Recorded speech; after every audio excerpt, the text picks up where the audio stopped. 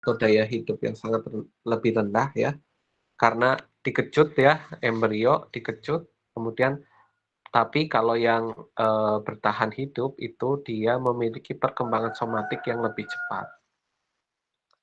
Lanjut, ini gambar A ya, ini adalah gonad yang 3N, yang betina, yang di kanan itu 2N. Ini apa namanya? Gonadnya itu 90% lebih rendah ya.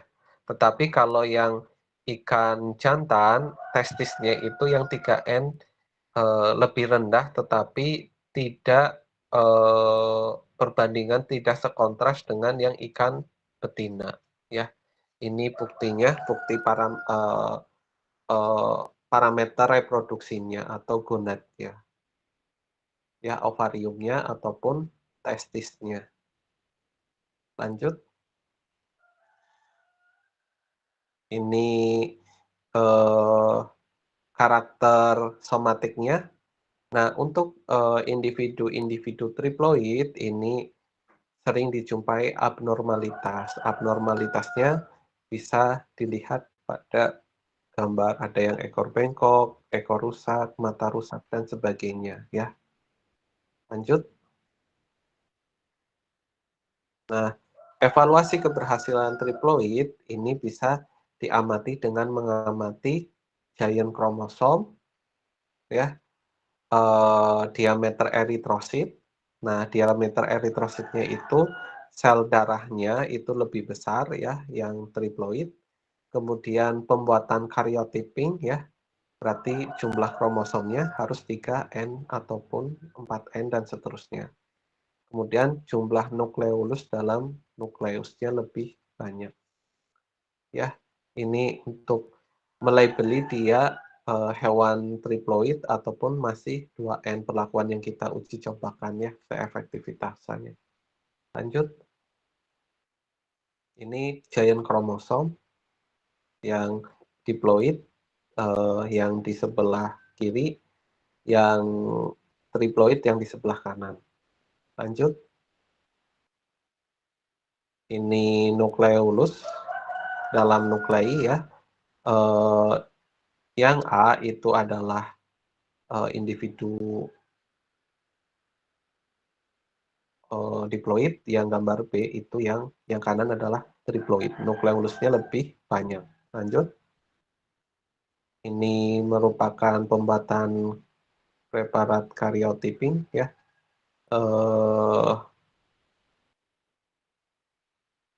Yang apa namanya? Giant kromosom ya, masih giant kromosomnya. Lanjut. Ini untuk paling mudah itu adalah diamatin sel darahnya. Untuk individu yang triploid itu yang gambar B, ukuran sel darahnya lebih besar yang gambar diploid ya. Nanti diukur diameternya, nanti yang ikan triploid biasanya sel darahnya ukurannya lebih besar. Lanjut.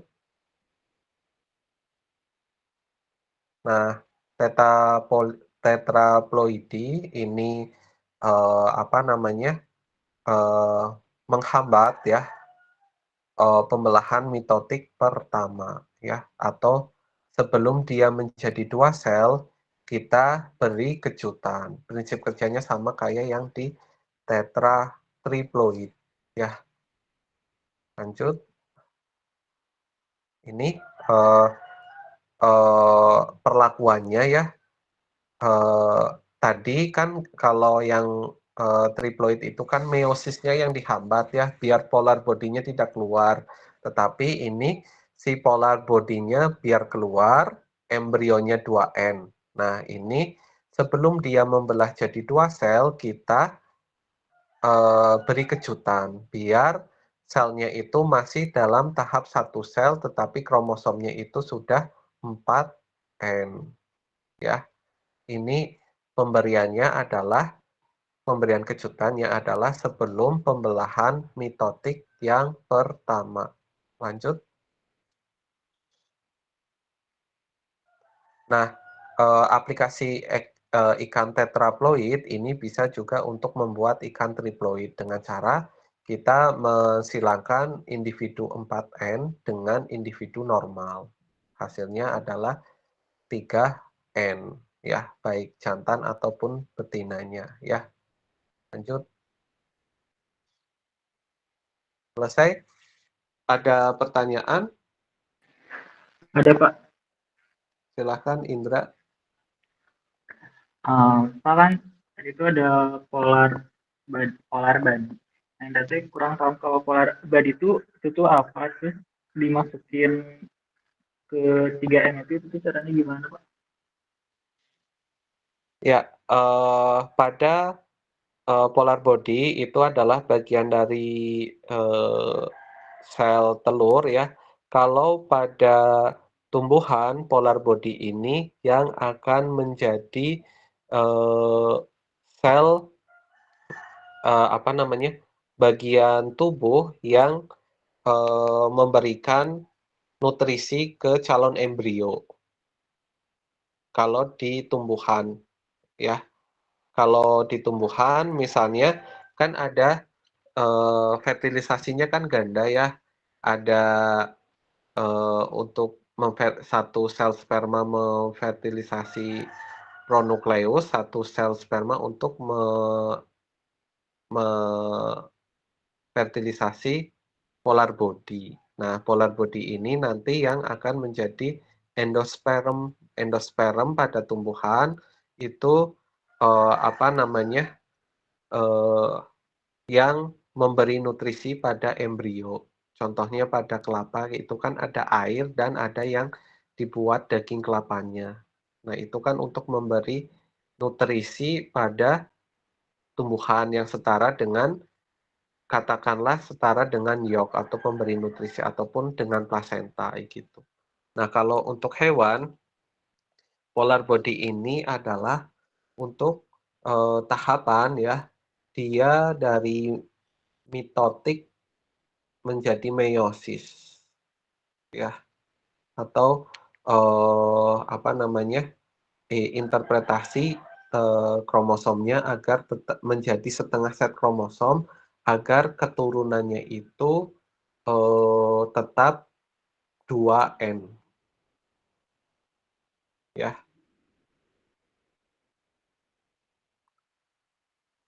atau mempertahankan genetiknya agar tetap sama dengan indukannya. Kan indukannya 2N ya, sel sperma N, nanti sel telurnya juga harus N nih gitu.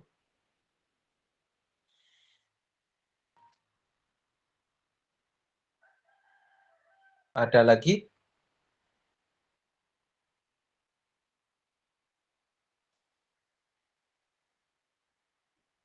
Kalau tidak ada, saya absen. Agnia punten share screen-nya yang materi yang minggu ke-6 yang sek reversal. Baik, Pak. Indra ada, Aflah masih gabung? Ada, Pak. Aldi? Aldi ada nggak? Aldi tadi hadir Pak. Anggi? Hadir, Pak. Cusi? Hadir, Pak. Hadir, Cusi? Bapak. Dila? Hadir. Hadir, Bapak. Elina? Hadir, Pak. Erlia? Hadir, Pak. Hana? Hadir, Pak. Husna? Hadir, Bapak. Lisa? Hadir. Farid? Hadir, Pak. Nasif? Hadir, Pak. Nai? Ninit?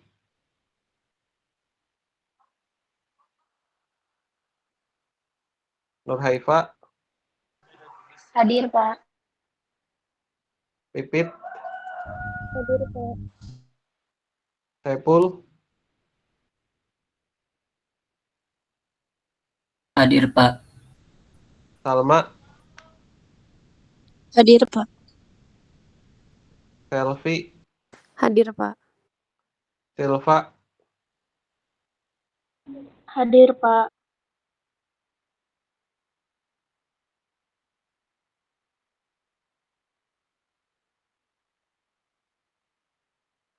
Siti naik. Ninit ada nggak?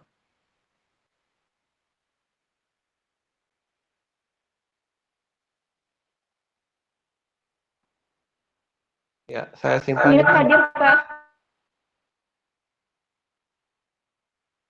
Kita masuk ke presensi untuk angkatan 22 pertemuan ke-6.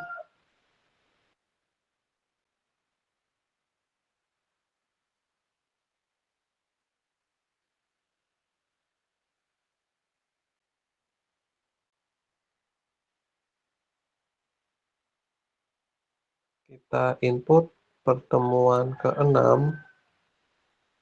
di tanggal 25. Dari bawah, Yahya, Hadir, Pak. Wafa, Hadir, Pak. Vika, Hadir, Pak. Sabitna, Hadir. Triani, Hadir, Pak. Tiara, Hadir, Pak. Siva, Hadir, Pak. Siti,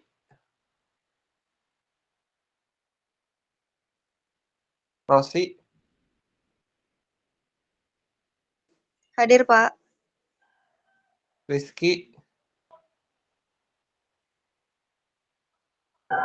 Hadir, Pak. Rica, Hadir. Nurul, Hadir, Pak. Neva, Hadir, Pak. Nadila, Hadir, Pak. Raffi, Hadir, Pak. Maya, Hadir. Marsha, Hadir, Pak. Mahesa, Hadir. Hasna, Hadir, Pak. Fadli, Hadir, Pak. Elsa, Hadir, Pak. Desti, Hadir, Pak. Cahya, Hadir, Pak. Aulia, Hadir, Pak. Anbar, Hadir, Bapak. Alma, Hadir, Pak. Alifah, Hadir, Bapak. Aisan, Hadir, Pak. Agnia, Hadir, Pak. Adila, Hadir, Pak. satu lagi Siti, hadir nggak? Siti tidak bergabung.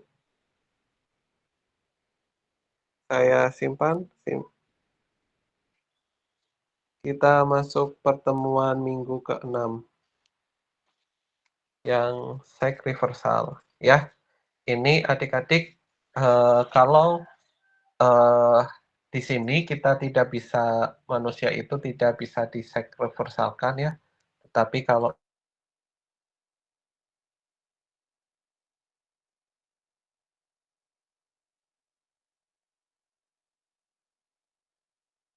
balikan ke nah, sebagai latar belakang ini ada dimorfisme seksual. Nah, dimorfisme seksual itu artinya kondisi di mana dua seks dalam satu spesies yang sama memiliki perbedaan karakter fenotipik yang berbeda pada tubuhnya. Ya, terlepas dimorfisme seksual ya antara walaupun satu spesies ya itu kan dua, morfo itu apa namanya? morfologi. Jadi ada pembeda morfologi walaupun satu spesies. Ini yang membedakan laki-laki dan perempuan ya. Kalau manusia ya, kalau laki-laki yang membesar itu kan apa namanya? Lengan yang di atas ya. Tetapi kalau perempuan yang besarkan pinggangnya gitu ya. Kemudian dimorfisme seksualnya kelenjar mamae antara laki-laki dan perempuan berbeda. Kemudian yang laki-laki biasanya itu morfologi janggutnya itu ada jakunnya ya. Itu yang disebut dengan dimorfisme seksual kalau pada manusia. Nah, kalau pada ikan itu ada dimorfisme seksualnya. Kemarin yang input dimorfisme seksualnya yang jantan dan betina kelihatan apa dimorfisme seksualnya?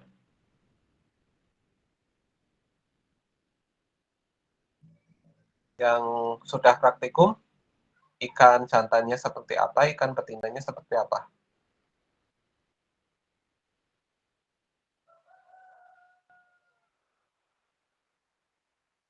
Kalau ikan jantan itu ikannya tubuhnya biasanya ramping, terus dari warna siripnya juga udah kelihatan berwarna atau lebih cantik gitu, Pak. Kalau yang betina itu dia tubuhnya agak besar gitu, Pak.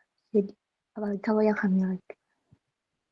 Ya, itu sudah disebutkan benar ya. Nah, dimorfisme seksual ini juga memberikan penilaian dari mata manusia. Bisa memiliki ekonomi yang lebih tinggi ataupun masa tubuhnya lebih besar ya. Kan kalau manusia kan lebih pilih-pilih yang lebih gede gitu ya. Misalnya kalau ngambil makanan juga yang porsinya lebih gede gitu ya ukurannya gitu ya. Nah, kalaupun ikan juga kayak burung ya, burung kan yang diambil kan dimorfisme seksualnya. Misalnya yang ekonominya lebih tinggi itu biasanya yang kicauannya lebih bagus gitu ya.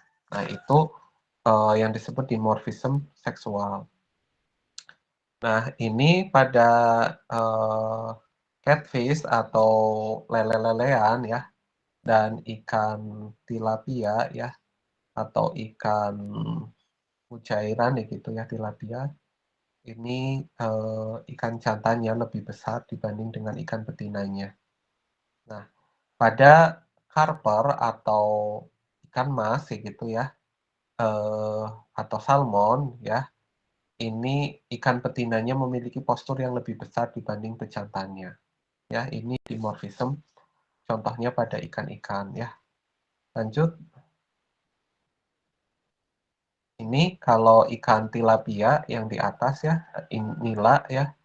Ikan nila kan awalnya kan dia hidupnya di laut, diadaptasikan ke ikan tawar ya. Ada sejarahnya yang Bapak Mujair gitu ya.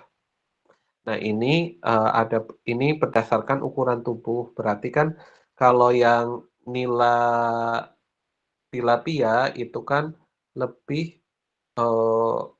suka memelihara yang jantannya agar cepat besar atau lebih besar ya ukuran tubuhnya, masa tubuhnya. Nah, kalau beberapa spesies ya yang ikan jantananya menarik, maka ekonominya lebih tinggi ya.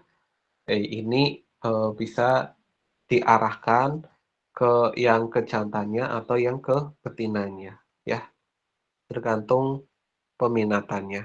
Lanjut. Nah, ini untuk teorinya ya. Untuk pembentukan gonad ikan itu dipengaruhi oleh kromosom dan faktor lingkungan. Nah, pembentukan kelamin itu juga tidak sejak embrio ya, tetapi ini setelah dilahirkan ya. Nah, ini bisa berubah untuk gonadnya ya. Manusia itu embrio itu memiliki gonad bipotensial. bipotensialnya dia akan mengarah ke female ataupun ke male ya. Nah, kalau untuk ikan ini baik male ke female itu juga dipengaruhi oleh faktor biotik dan abiotiknya. Bisa dari pakannya ataupun dari faktor lingkungannya. Nah, untuk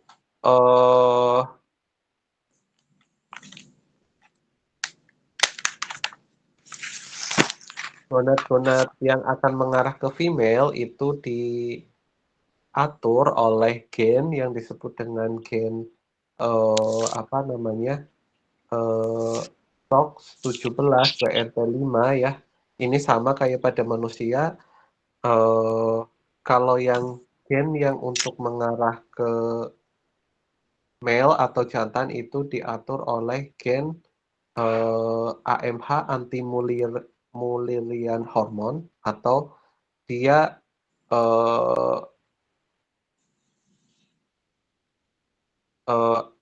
ductus wolffiana yang akan berkembang yang mengarahkan menjadi testis atau ductus Mullernya itu diregresi atau yang menjadi ovariumnya diregresi ya. Ini tahapannya adalah pregonadal stage, sexual undifferent gonad, diferensiasi, dan sexual diferensiasi gonad ya. Di ikan ya itu pregonadal stage itu mention di pusat gen dan faktor lingkungan. Ini adalah pregonadal stage.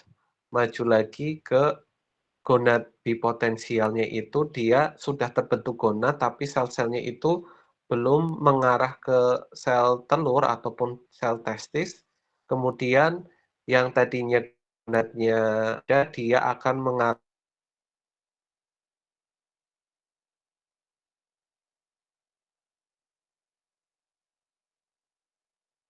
dari gen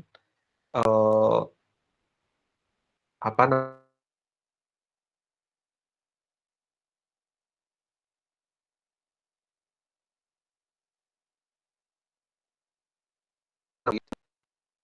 seksual diferensiasi gonad atau tubuh setelah seksnya terbentuk ya jantan betinanya maka tubuhnya itu dia akan mengarah ke fenotipik laki-laki atau mengarah fenotipik betinanya ya. Ini tahap bipotensial nasib perkembangan gonad pada ikan. Jadi selain kromosom faktor lingkungannya juga bisa mempengaruhi dia akan mengarah ke testis ataupun mengarah ke ovarium ya. Bisa dari faktor lingkungan ataupun dari pakan ya. Kalau kasih pakan yang mengandung testosteron nanti anakannya itu dia akan mengarahkan ke testis. Lanjut. Nah, ini seks reversal. Ini pembalikan kelamin ya bahasa Indonesianya.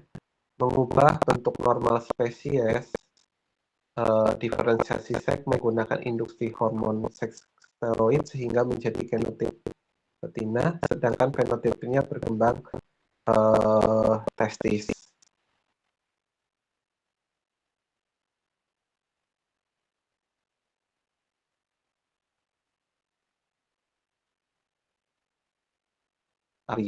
Yang adalah yang gen-gen yang betina, tapi fenotipiknya jantan ya. Gennya yang misalnya ada WNT, ada WNT4 itu gen yang bertanggung jawab jadi ovarium, tetapi penampakannya itu dia membentuk testis. Gennya perempuan, bentuk seksnya laki-laki, dan bentuk fenotipiknya laki-laki. Itu yang disebut dengan seks reversal. Ya, karena pada ikan itu pembentukan gonad itu tidak semata yang bertanggung jawab adalah gennya, tapi faktor lingkungan juga mempengaruhinya ya. Jadi gennya perempuan kelamin dan bentuk tubuhnya itu laki-laki, ya. Kemudian seks reproducer hanya mengubah fenotipiknya tetapi tidak genotipik atau seks kromosomnya.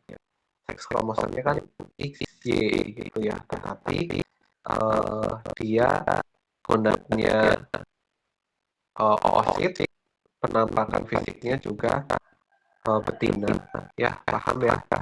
Diferensiasi seks diarahkan dengan hormonal seks, ya, bisa dikasih hormon. Nah, kita lanjut. Peneliti yang pertama kali sukses melakukan induksi seks reproduksi adalah Yamamoto. Nah, ini dari Jepang, penelitiannya tahun 50-an dengan spesies ikan medaka, ya. Ikan ini lumayan mahal, ya. Ikan medaka memiliki gen dominan dan color R dalam kromosom Y. Jantan luret, betinanya XX lalu putih. Ya, nanti kita bisa arahkan yang XY itu bisa difeminisasi putih, yang XX itu bisa dia akan menginterpretasi warna merah atau reversal. Ya, lanjut. Yamamoto memberikan pakan yang mengandung hormon steroid progesteron menghasilkan keturunan betina semuanya. Warna ikannya jenis kelamin betina merah dari betina normalnya XX. Ya. Kemudian ketika benih diberi pakan yang mengandung hormon steroid jantan, metil testosteron menghasilkan keturunannya jantan terdiri dari putih terbalik dan merah normal. Ya, kalau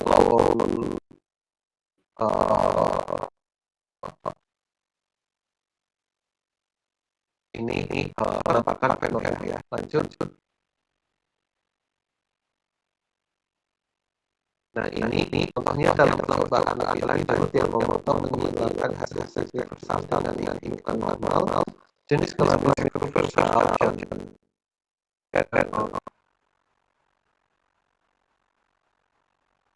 Menghasilkan pemilih ini seks reversal ya, XX reversal jantan XX kan harusnya betina ya karena dia sudah direversalkan ditandai dengan huruf F. Jadi XX artinya dia jantan menghasilkan seluruhnya betina. Kemudian betina hasil seks reversal juga dihasilkan dengan jantan normal menghasilkan keturunan campuran yang didominasi jantan, ya.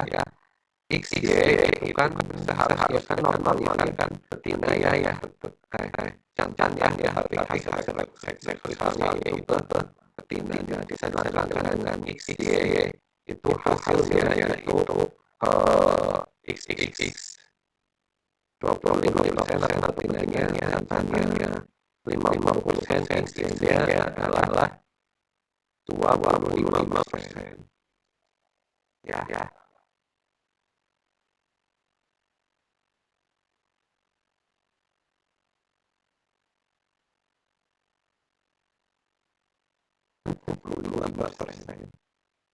Ya, ini sesuai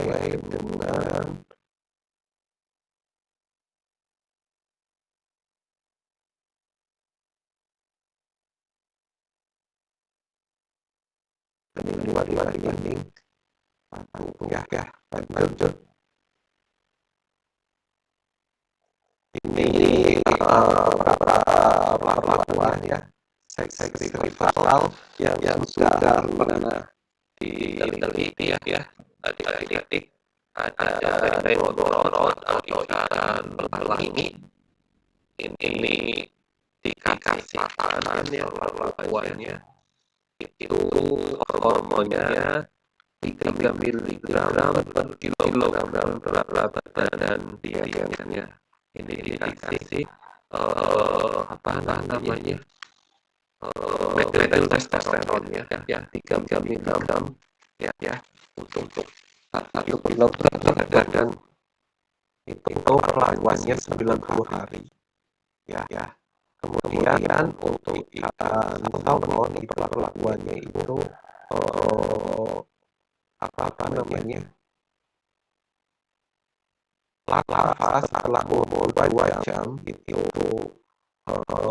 diberikan apa namanya perlakuan ya dengan pemeliharaan media ya selama 11 hari, kemudian dikasih pakan selama 47 hari yang mengandung metotestosteron. Ya, pemberiannya itu bisa direndam ataupun lewat pakan ataupun keduanya. Ya, ini dosisnya bermacam-macam ya untuk membuat maskulinisasi. Lanjut. Nah, ini karakteristik dari jantan hasil reversal ini. Jantan istis dari ikan mas tidak berbeda secara signifikan dari jantan normal IGD dalam hal jumlah sperma ya. Jadi performa reproduksinya sama ya setelah di stripping analisa spermanya hasilnya sama. Namun ikan rainbow trout jantan reversal biasanya memiliki gangguan parah dalam perkembangan saluran spermanya. Oleh karena itu, sperma tidak dapat di-stripping dari jantan reversal. Saat menggunakan dalam persilangan, ikan ini harus dikorbankan atau dibedah. Ya, yang seharusnya bisa dipencet keluar, tetapi karena ada kelainan salurannya, harus dibedah. Ya. Ini untuk karakteristik reversal dari hewan-hewan yang sudah diteliti. Lanjut. Ini untuk feminisasi ya. Kita beri media yang mengandung hormon estradiol atau pakan yang mengandung estradiol. Contohnya ada di slide. Lanjut. Ini untuk skemanya ya. Sex reversal itu juga dari XX menjadi X jantan atau androgen ataupun menyilangkan ya dari reversal betina ya atau ikan jantan reversal ya yang mengandung genotip XX disilangkan dengan betina normal ya, sama saja menghasilkan androgen ya. Androgen di sini dia kelaminnya adalah XX ya. Ada sampai sini ada pertanyaan? Lanjut. Selesai ya slide-nya atau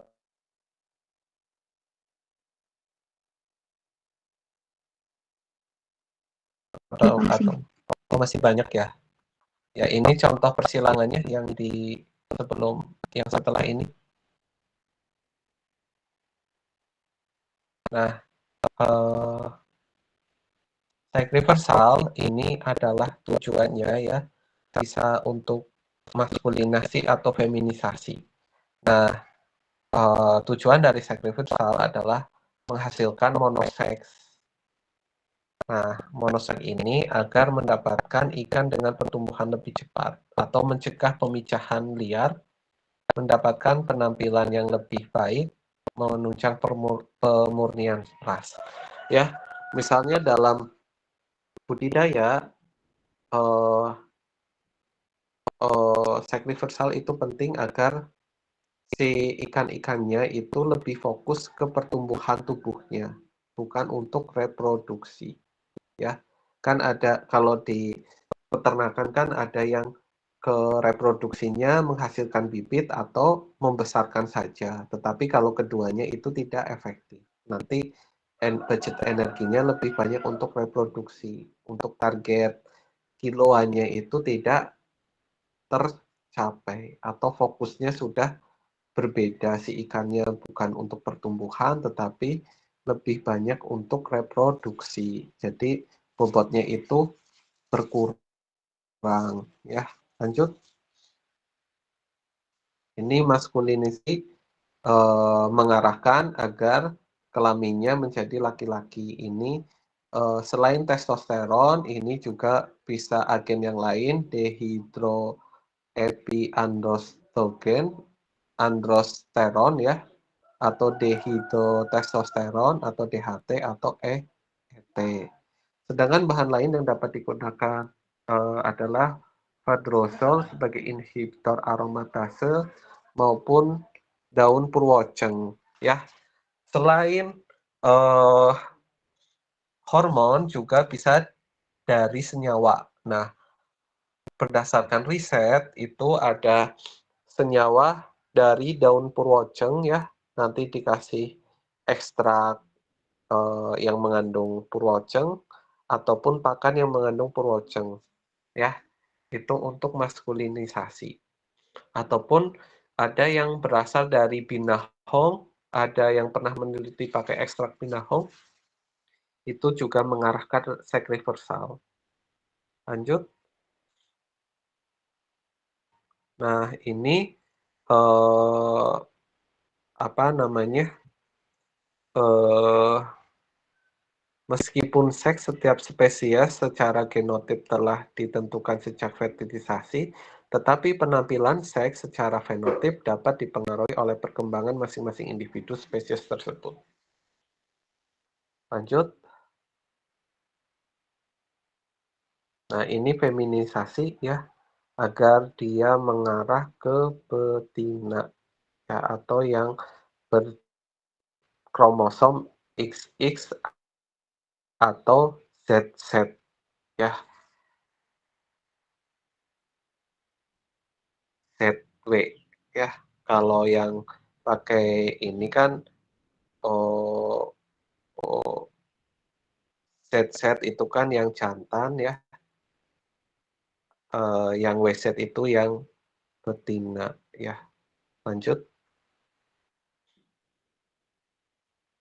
Nah, keberhasilan seks reversal itu adik-adik kalau pengen ini, pertama dosis pakan ataupun konsentrasi hormon dalam media. Kemudian ini metodenya bisa perendaman ataupun dicekok ataupun disuntikkan. Kemudian waktu pemberian hormon. Ini kalau sudah mengalami yang tahapan seks diferensiasi ya terlambat. Kemudian harus diperdayakan pada periode seks diferensiasi seks ya. Atau jangan setelah seksnya itu sudah terbentuk, sel gametnya sudah terbentuk, itu percuma saja. Ya. Lanjut. Ini bisa dibaca. Saya kasih waktu 3 menit. Ada pertanyaan untuk membaca slide ini?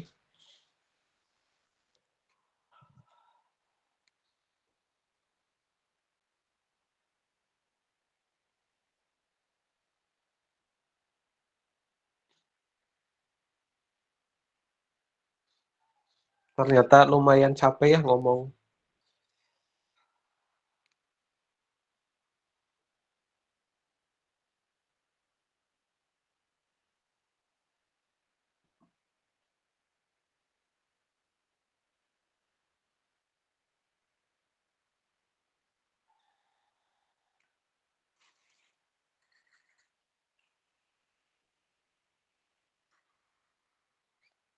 Ada pertanyaan?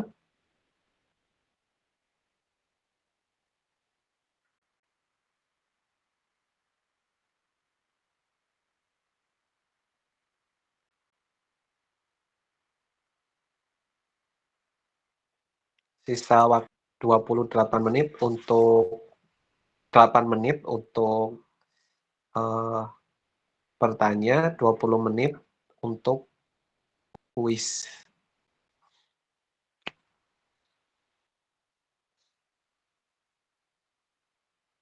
Kuisnya poliploidi.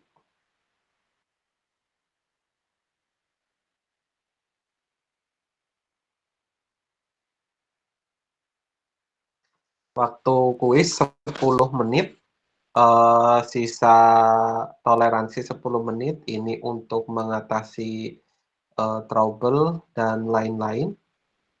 Ada pertanyaan?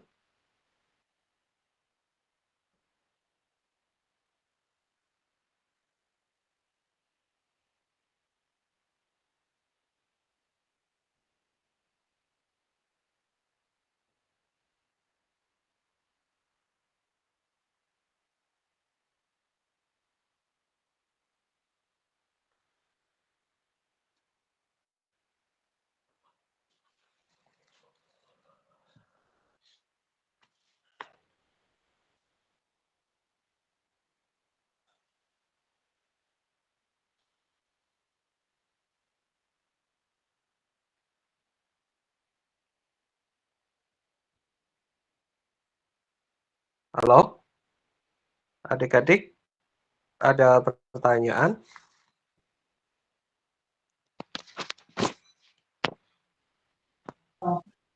Insya Allah tidak ada, Pak.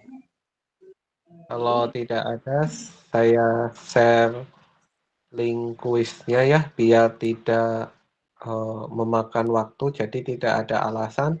Nanti saya tutup responnya di 8.40 ya.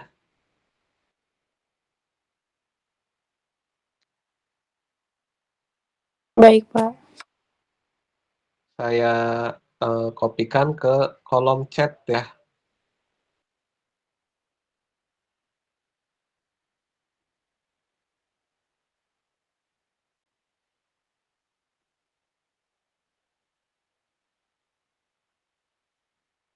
Kuisnya ada 3 di mata, Agnia boleh stop share screen. Untuk kuisnya di mata kuliah ini ada 3 kuis ya. Kita sudah yang ini ke kuis kedua. Masih ada sisa kuis 1 lagi. Itu entah kapan, nanti sesuai dengan kontrak. Kemudian minggu ini kan absennya 5-6, minggu depan itu pertemuan keempat untuk absen ke-7 dan 8. Kemudian minggu depannya lagi itu sudah adik-adik sudah harus mengumpulkan tugas untuk presentasi. Ya. Jadi minggu besok saya terakhir ngasih materi dari saya, minggu depannya lagi sudah semuanya tugasnya sudah harus dikumpul adik-adik yang presentasi. Ya, ada pertanyaan?